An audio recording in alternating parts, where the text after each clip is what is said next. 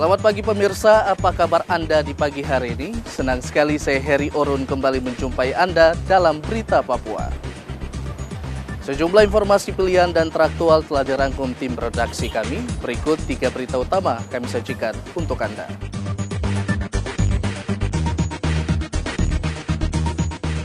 Jalan Trans Papua rusak, warga Boven minta Presiden turun tangan.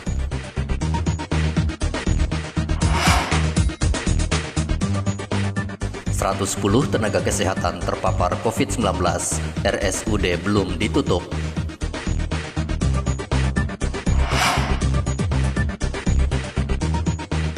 Sungai meluap 350 rumah di Kampung Pal 1 Mimika kebanjiran.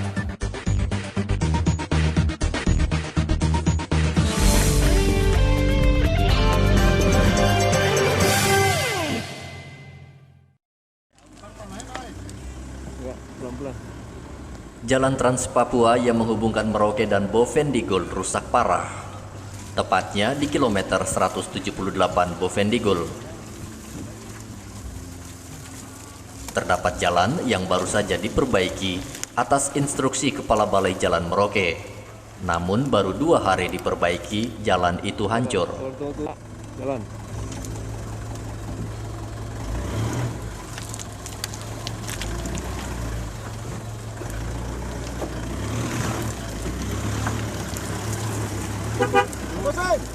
Hal itu dikarenakan truk yang melintas bebannya melebihi kapasitas jalan. Truk yang seharusnya membawa beban maksimal 4 ton, kenyataannya truk melalui jalan dengan beban mencapai 8 ton. Setiap hari puluhan truk melewati jalan trans Tanah Merah Bovendigul ini. Ruas jalan yang rusak yaitu di daerah Miri, Getentiri, Tanah Merah, dan Mindip Tanah. Saya melihat jalan raya pekerjaan tidak beres, maka harus dilihat kembali supaya jalan ini bagus untuk masuk dalam tanah Papua dan mengatur provinsi Papua bagian selatan. Saya minta harapan supaya jalan ini harus memperbaiki. Proyek jalan ini telah menelan dana ratusan miliar rupiah. Aspal beton yang digunakan diduga terlalu tipis. Ketebalannya hanya 1 cm sehingga aspal gampang terkelupas dihantam truk melintas. Jalan Trans Papua menjadi fokus Presiden Jokowi dengan tujuan untuk membuka keterisolasian dan menurunkan harga bahan pokok di Papua. Rian Tonai melaporkan dari Bovendigul, Papua.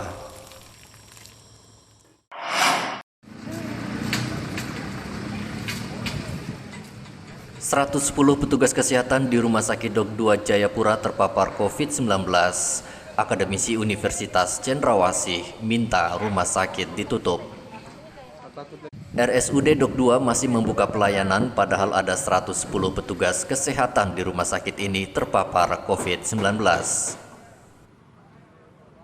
Dosen Sosiologi FISIP Universitas Cendrawasih, Ave Levaan, mengatakan rumah sakit harusnya ditutup dan segera meminta bantuan pemerintah pusat sehingga rumah sakit tidak menjadi klaster baru penyebaran COVID-19. Maka karena ini adalah sebuah penyebaran yang bisa terjadi dari orang yang terjangkit, bahkan orang yang tidak punya gejala. Nah, oleh sebab itu segera bisa diprotek, Dok 2 harus segera diprotek. Tapi jangan lupa harus mencari jalan lain untuk mengobati mereka pasien-pasien yang baru juga. Betul. Nah, oleh sebab itu menurut saya segera pemerintah provinsi menghubungi Jakarta untuk bagaimana mencari jalan keluar. Karena kalau Dok 2 ini sudah menjadi rumah sakit rujukan. Nah, kalau dokternya sudah kena COVID, ya bagaimana dia harus merujuk lagi rumah sakit mana gitu. Apalagi di Jayapura, Kabupaten Jayapura, dengan di rumah sakit beberapa rumah sakit swasta sendiri sudah tidak mampu menampung. Ini menjadi krisis baru, krisis dalam bidang kesehatan, bukan hanya COVID, krisis manajemen kesehatan, krisis keuangan dan lain-lain. Itu harus segera diatasi. Jangankan itu, karena Dok 2 itu adalah tempat merawat orang dan dokter itu adalah orang yang merawat klaster, maka dia merupakan klaster yang baru.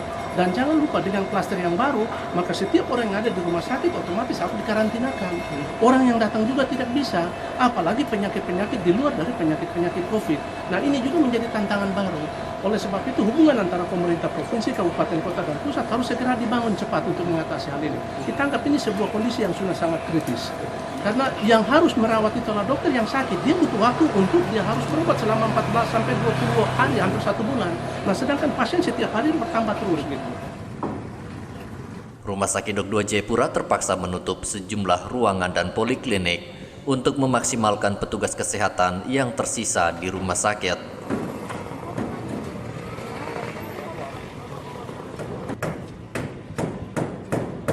Manajemen rumah sakit juga berencana membuka lowongan petugas kesehatan guna mengisi kekosongan petugas kesehatan di RSUD Dok 2 Jayapura. Afi Tindarto melaporkan dari Kota Jayapura, Papua.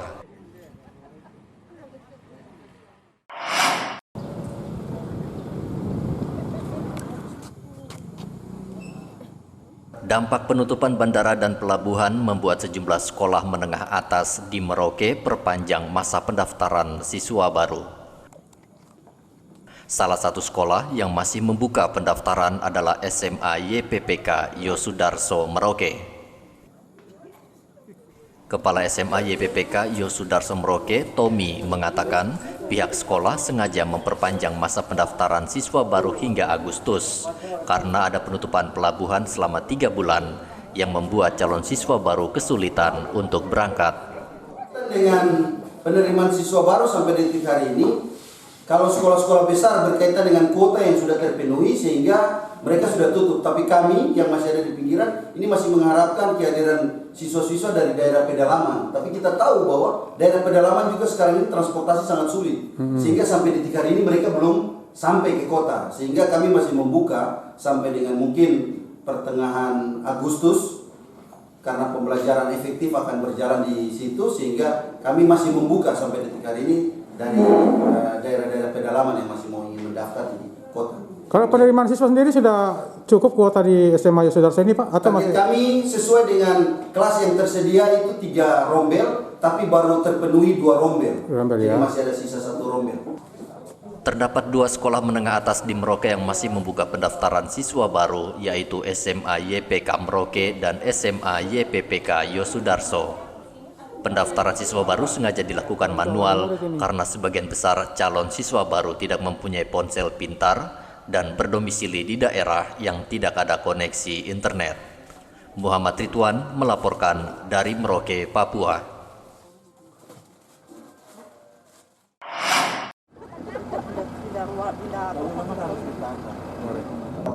Dinas Pendidikan dan Kebudayaan Merauke pastikan seluruh sekolah di Merauke akan dibuka kembali akhir bulan ini. Sebanyak 217 SD, 67 SMP, dan 13 SMA akan dibuka pada akhir Juli nanti. Kepala Dinas Pendidikan dan Kebudayaan Merauke, Sony Betaubun, mengatakan saat ini dinas dan pihak sekolah masih mempersiapkan metode belajar tatap muka sesuai protokol kesehatan. Tapi untuk Kabupaten Merauke, terutama 11 distrik, yaitu di daerah 3T dan daerah tapal batas, 99 SD dan 12 SMP harus dibuka berjalan normal. Tetapi untuk daerah yang ada di 9 distrik, kita akan mengkaji dengan baik dan akan berjalan. Tetapi kurang lebih sekitar 85% sekolah di kawasan kota harus berjalan. Mengingat karena tahun ajaran baru dibuka pada tanggal 13 Juli 2000. Kapan mulai proses pembelajaran, Pak, di Kota Merauke ini untuk sekolah dasar ini? Untuk proses pembelajaran di Kabupaten Merauke, kita sudah bersama-sama dengan MKKS dan KKG dalam menyusun materi dengan porsi waktu adalah 25 menit per jam dan menggunakan ganjil genap. Pada saat setengah 12 siswa akan kembali ke orang tua. Siswa berangkat diantar dan pulang dijemput dengan protap dasar gugus tugas COVID-19. Apakah bulan ini atau Agustus, Pak? Bulan ini tetap berjalan dan beberapa sekolah sudah berjalan dengan melihat pada kondisi kesiapan kajian berdasarkan kondisi COVID-19. Sementara itu, orang tua siswa mengaku akan memenuhi seluruh permintaan sekolah untuk mendukung belajar tatap muka di sekolah. Tidak apa-apa, supaya kita punya anak ini tidak dapat COVID, supaya kita bisa tiap hari bisa antar ke sekolah. Antar jemput juga ya? Antar jemput ya. Itu untuk anak-anak saja supaya sehat ya? Iya. Ibu anak kelas berapa, Ibu? Kelas 1 dan 2. Oh, di sini ya? Iya. Tiap hari. Dinas Pendidikan Merauke saat ini hanya membuka 3 sekolah menengah atas, yaitu SMA YPK, SMA Negeri 2, dan SMA Negeri 1 Merauke. Muhammad Ridwan melaporkan dari Merauke, Papua.